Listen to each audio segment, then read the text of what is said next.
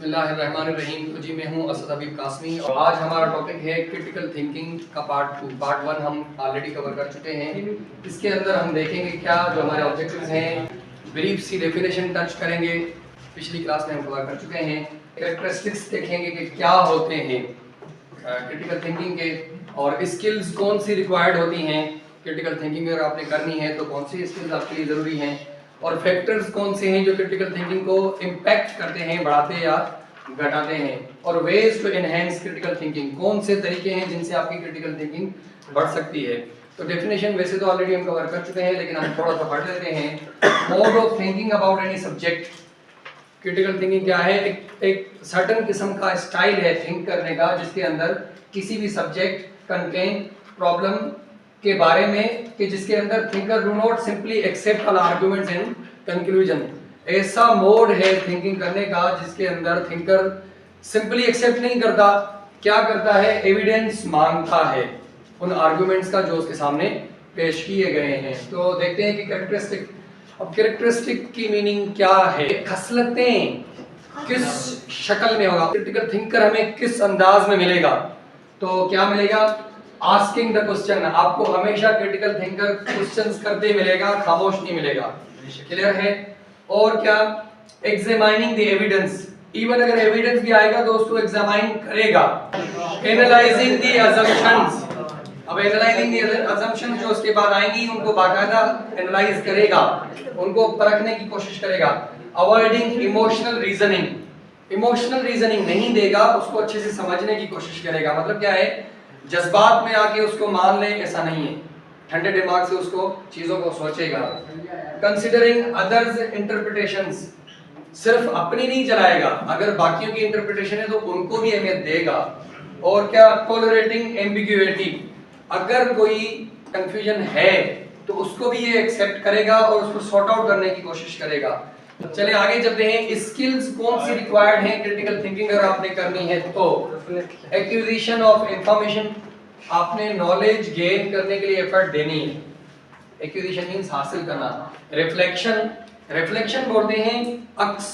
किस चीज का? यहाँ पे अक्स क्यों आया है कि जो भी एक्टिविटी हो रही है उसको अच्छे से रिफ्लेक्ट करना, या इवन खुद की भी। ये मिसाल के तौर पे मैं अभी पढ़ा रहा हूँ तो मैं घर जाके इस जो मेरी पढ़ाने वाली एक्टिविटी है उसको देखूं कि किस तरह हो रही है, या मैं लिख रहा हूं तो मैं उसको थोड़ा एनालाइज करूं कि मैंने लिखने का स्टाइल कैसा है, मैंने जो वर्डिंग यूज की है वो मेरे रेलेवेंट टू द टॉपिक है नहीं है। तो रिफ्लेक्शन वर्ड की मीनिंग है अक्स। अब वो कौन सी चीज में, जैसे राइटिंग वाला रिफ्लेक्शन होता है, राइटिंग को रिफ्लेक्ट करना, अपनी बिहेवियर्स को, अपनी टोन को, अपने स्टाइल को। तो अच्छा, और कौन सी? एनालिसिस।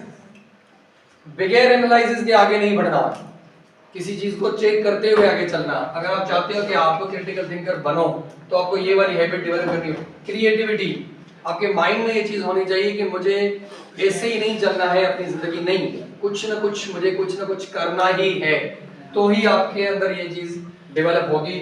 अच्छा, डिसीजन मेकिंग। डिसीजन मेकिंग में आप इंटरेस्ट लो। यहाँ पे मतलब ये कि आप अपनी हैबिट बनाओ कि मुझे डिसीजन मेकिंग के हवाले से पीछे नहीं हटना है।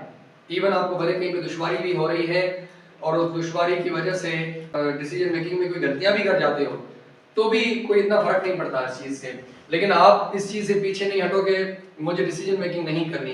डिसीजन मेकिंग प्रेशर मांगती है ना। चले, commitment.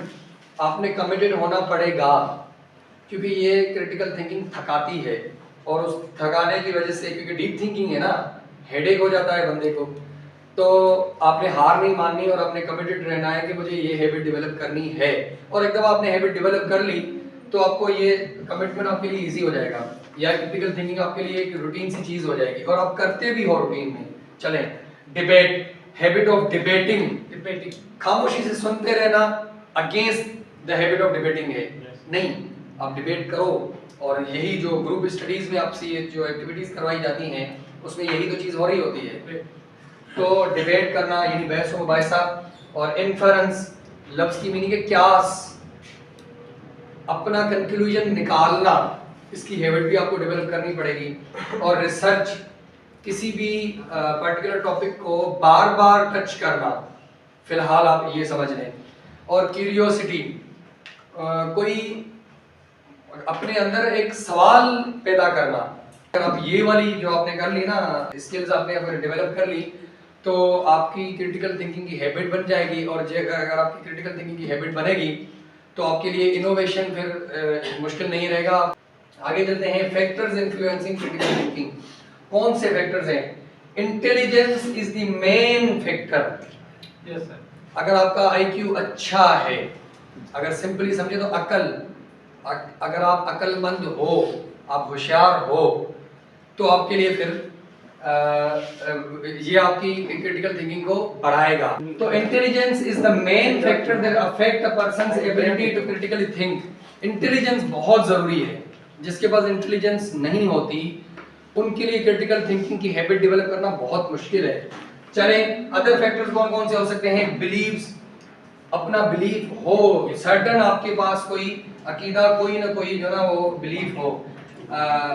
Past experiences leading to assumptions, आपके पास्ट एक्सपीरियंसेस कुछ ऐसे हों जिन्होंने आपको क्रिटिकल थिंकिंग पे करने पर मजबूर कर दिया। प्रायर एजुकेशन, आपके पास नॉलेज लेवल इतना ज़्यादा हो, जितना आपके पास नॉलेज लेवल ज़्यादा होगा उतनी ही क्रिटिकल थिंकिंग के आपकी जो है वो बढ़ जाएगी capacity.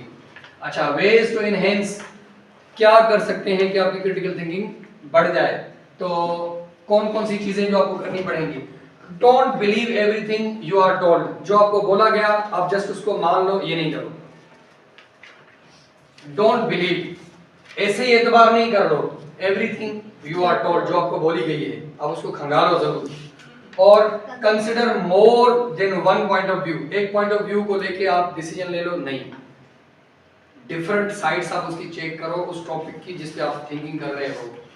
Don't believe everything you think, सिर्फ उसी को नहीं मान लो जो आप सोच रहे हो, दूसरों के भी ओपिनियंस लो। और आस्क क्वेश्चंस, बहुत जरूरी है, बहुत जरूरी है क्वेश्चंस करना, उसी में से तो आपके पास एविडेंसेस आएंगे।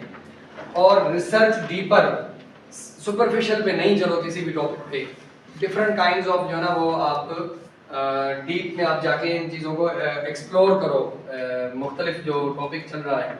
एवैल्यूएट योर वर्क, अपना जो काम कर रहे हो उसको आप एवैल्यूएट ज़रूर करो। तो ये था आज का हमारा टॉपिक कि क्रिटिकल थिंकिंग क्या है। होपफुली आपको अच्छे से